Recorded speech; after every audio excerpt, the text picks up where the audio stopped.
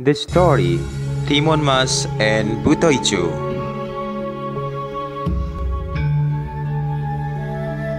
Once upon a time, in Central Java, there was an old widow named Miss Sarni. She lived alone without children to keep her company. Pada zaman dahulu, di wilayah Jawa Tengah, ada seorang janda tua bernama Mbok Sarni. Dia tinggal seorang diri tanpa anak yang menemaninya. As she grew older, it became increasingly difficult for Miss Sarni to do her job. Her days are lonely. She wished she had a child, but she can only surrender. Karena umurnya yang semakin tua, Mbok Sarni semakin sulit melakukan pekerjaannya. Hari-harinya sepi, ingin rasanya dia memiliki seorang anak. Dia hanya bisa pasrah. Like every other day, Miss Sarni looked for firewood in the forest every afternoon. Seperti hari-hari biasanya, Mbok Sarni setiap sore mencari kayu bakar di hutan. On her way home, Miss Sarni was surprised by the appearance of the evil of Buto Ijo, who stopped her on the road. Dalam perjalanan pulang, Mbok Sarni terkejut dengan kemunculan sosok Buto Ijo yang jahat yang menghadangnya di jalan. Buto Ijo wanted to eat a child and asked for Miss Sarni a child to eat. Buto Ijo ingin memakan seorang anak dan meminta anak Mbok Sarni untuk dimakan. Miss Sarni was frightened and said that she lived alone and had no children. Mbok Sarni ketakutan dan menyampaikan bahwa ia hidup sebatang kara dan tidak memiliki anak. Buto Ijo laughed at her and told him not to be afraid of him.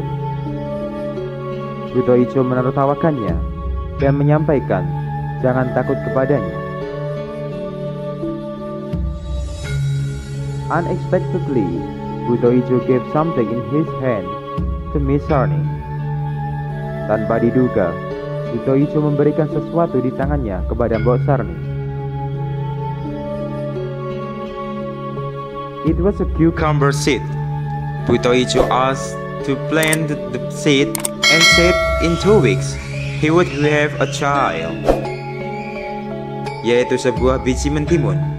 Buto Ijo meminta untuk menanam biji tersebut dan mengatakan dalam 2 minggu dia akan memiliki seorang anak.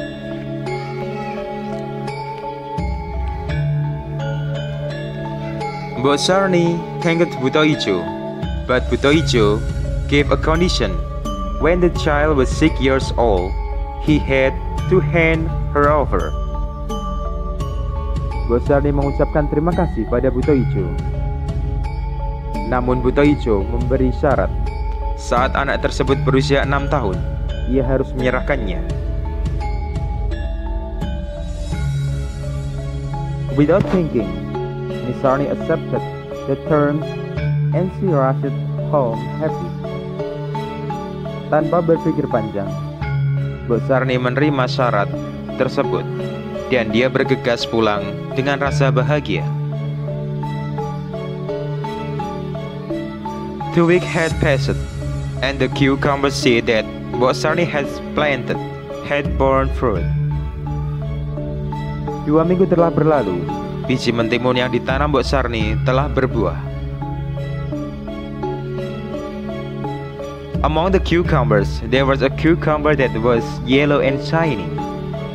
She was very curious the fruit. Di antara buah mentimun, ada sebuah mentimun yang berwarna kuning dan besar. Dia sangat penasaran dengan buah tersebut.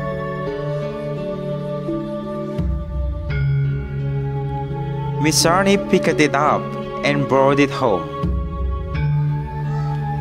Mbok Sarni memetik dan membawanya pulang ke rumah.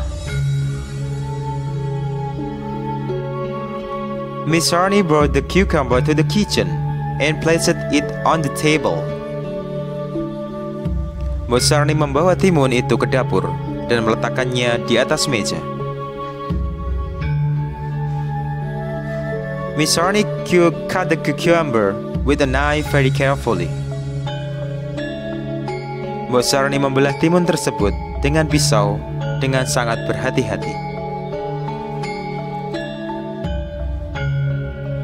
How surprised and happy Miss Sarni was to see that inside the cucumber was a beautiful baby. Betapa terkejutnya dan bahagianya Bu Sarni melihat isi mentimun tersebut adalah seorang bayi yang cantik.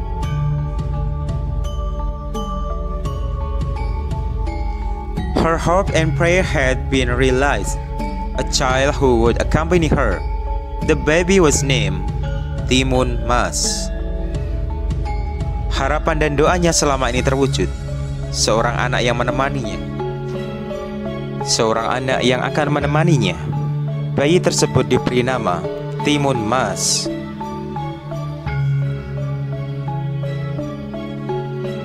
Seek your pace. Timun Mas grew into a girl, beautiful and cheerful, a child.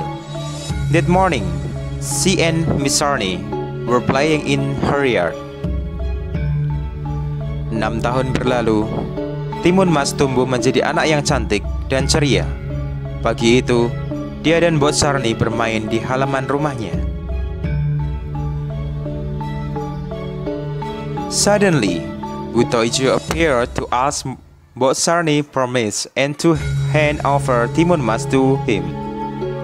However, Bu Sarni asked him to pick it up tomorrow so that Timun Mas would be ready beforehand. Tiba-tiba muncullah sosok buto hijau yang menagih janji Bu Sarni dan meminta untuk menyerahkan Timun Mas padanya. Namun Bu Sarni meminta agar mengambilnya esok hari agar Timun Mas bersiap terlebih dahulu.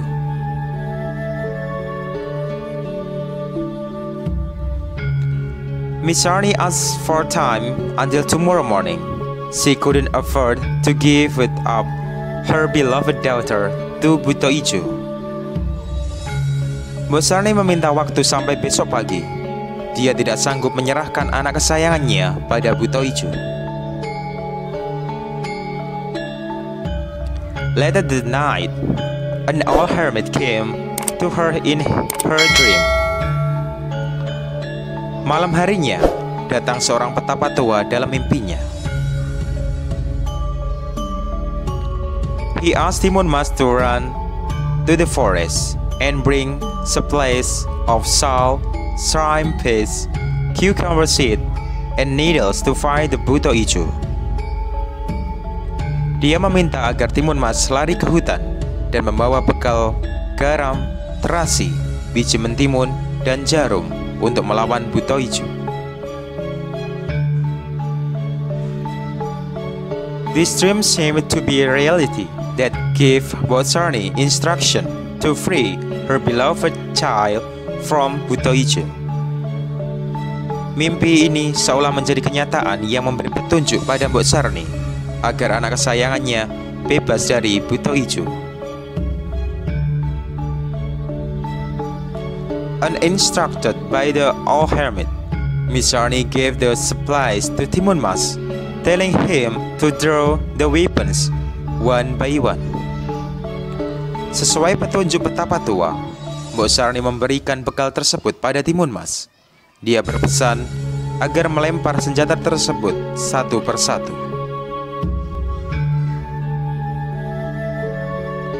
When Bu Toiju came, Miss Sarni asked Timun Mas to run, and Bu Toiju was furious. Ketika Bu Toiju datang, Bu Sarni meminta Timun Mas berlari, dan Bu Toiju sangat marah. Bu Toiju catch Timun Mas, who ran fast to avoid him. Bu Toiju mengejar Timun Mas yang berlari kencang menghindarinya. Timon Mas threw the first weapon, a cucumber seed, at Buto Ijo. Timon Mas melempar senjata pertamanya, yaitu biji timun, pada Buto Ijo. Instantly, Buto Ijo was swallowed by a dense cucumber forest. Seketika, Buto Ijo ditelan hutan mentimun yang sangat lebat. However, the Buto Ijo escaped easily. Tetapi, Buto Ijo bisa lolos dengan mudah. Then, she ran back to chase Timon. Kemudian dia kembali berlari mengejar Timon Mas. Then Timon Mas drew the second weapon. Kemudian Timon Mas melemparkan senjata keduanya, yaitu jarum.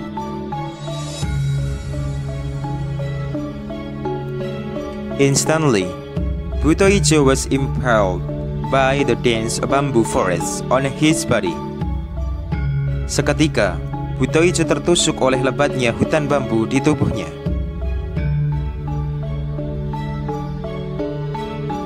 But again, he was free from Timon Mas' weapon. Namun lagi-lagi, dia bisa bebas dari senjata Timon Mas. Without giving up, Buto Ijo casted Timon Mas back. Tanpa menyerah, Buto Ijo mengejar kembali Timon Mas. Now, Timon Mas threw the third weapon, that is salt. Kini Timon Mas melempar senjata ketiganya, yaitu garam. Instantly, the salt became an ocean that would drown Buto Ijo. Seketika, garam tersebut menjadi lautan yang akan menenggelamkan Buto Ijo. Before Buto Ijo drowned, Timon Mas unleashed his last weapon of choice, shrimp paste. Sebelum Buto Ijo tenggelam, Timon Mas melemparkan senjata andalannya yang terakhir, yaitu terasi. Instantly, the shrimp paste became a sea of hot lava that burned and drowned Buto Ijo. Seketika, terasi tersebut menjadi lautan lahar panas yang membakar dan menenggelamkan Buto Ijo. Because of the heat of lava, Buto Ijo drowned. Karena saking panasnya lahar tersebut, membuat Buto Ijo mati tenggelam.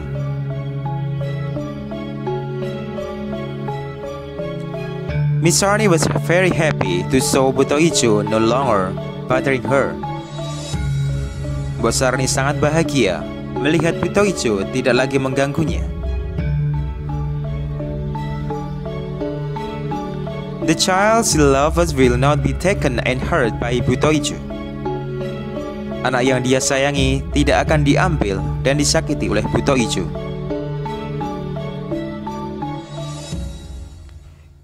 They were reunited and lived happily ever after. Mereka berkumpul kembali dan hidup bahagia selama-lamanya. The moral value: good will always wins against evil. Behave well so that you will have a good friends.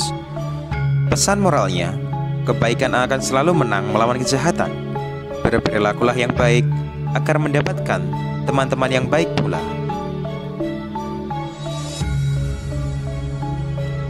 Okay, now let's answer in the comment.